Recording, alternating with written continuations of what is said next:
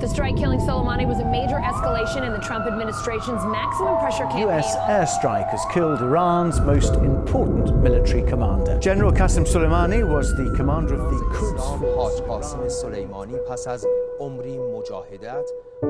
In the name of God, the compassionate, the merciful.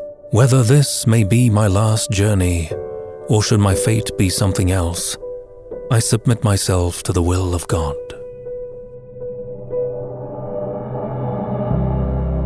During this journey, I will write for you as a memento for the times you will miss me when I am no longer there.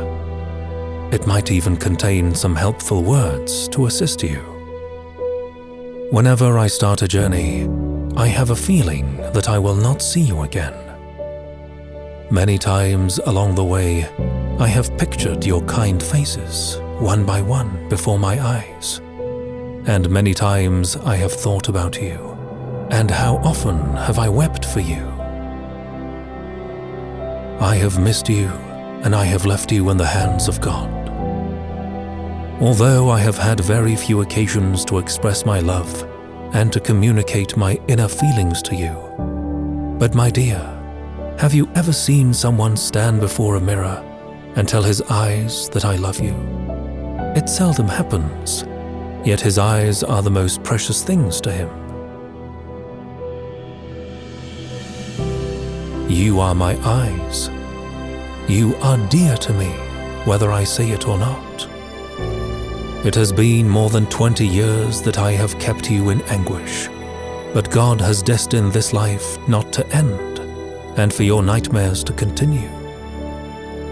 My daughter, as much as I have thought to find another job that would trouble your minds less, I have not been able to do so.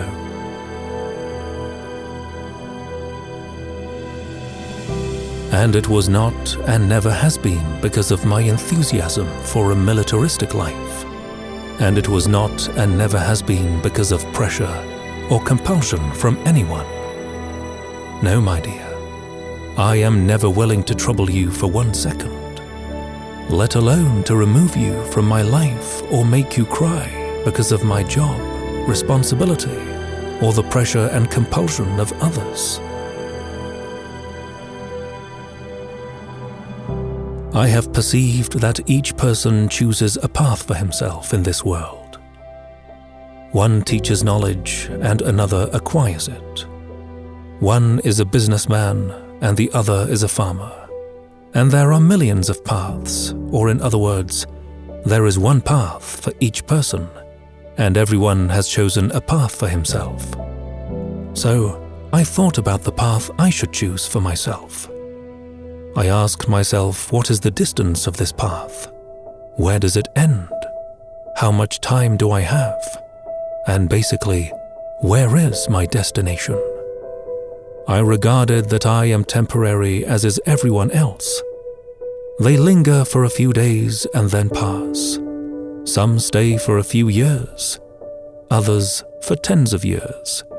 But there are very few who stay for 100 years, yet they leave nonetheless, and all of them are passing. I regarded that if I conduct a business, then its end will be some furbished coins and a few houses and cars. But these things have no effect on my destiny in this path. I thought about living for you who are so precious and important to me, that if you suffer pain, all my soul will be filled with pain. If you have a problem, I see my soul in burning flames. And if you leave me one day, my heart will shatter to pieces. I reckoned, how can I solve this fear and anguish? The answer was to bond myself with someone who can solve this problem, and that is no one but God. My treasure, which is you, the fruits of my soul, may not be preserved by power and wealth. For if it would, then the holders of wealth and power would stop their death or prevent their untreatable diseases. I chose God and His path. It is the first time that I confess this. I never wanted to be in the military. I never liked being decorated. I prefer the beautiful word of Qasim uttered by the pure mouth of that Basiji soldier who was martyred over all decorations and ranks. I would like to be Qasim without any prefix or suffix, and have always been so.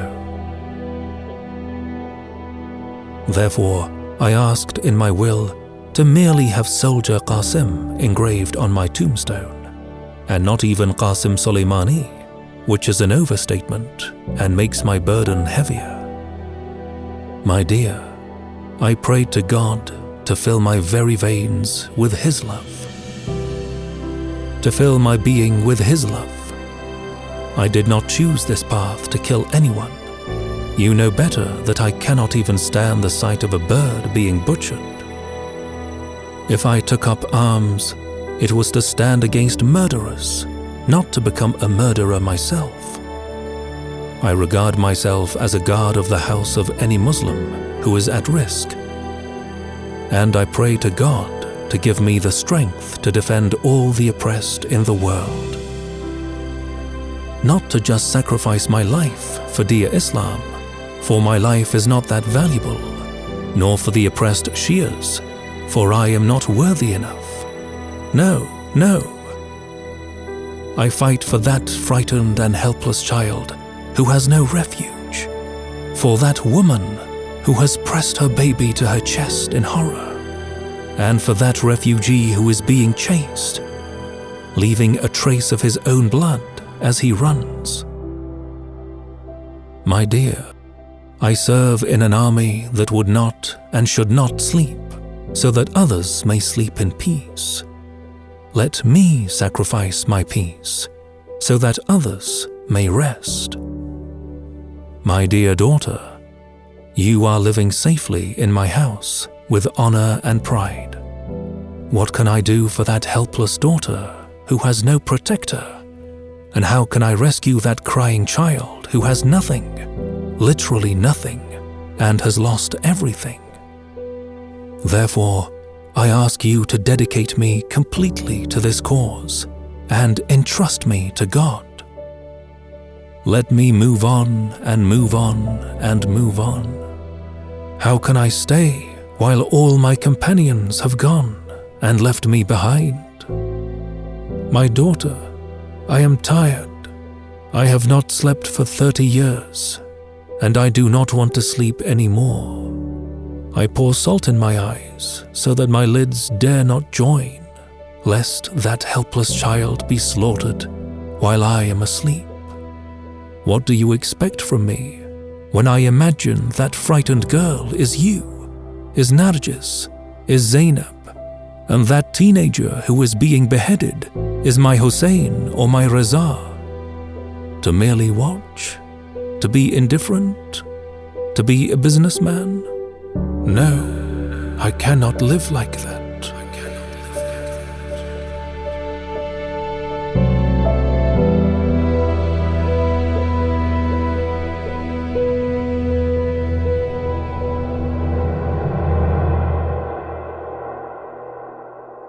Massoff International Institute. Uncovering the Truth.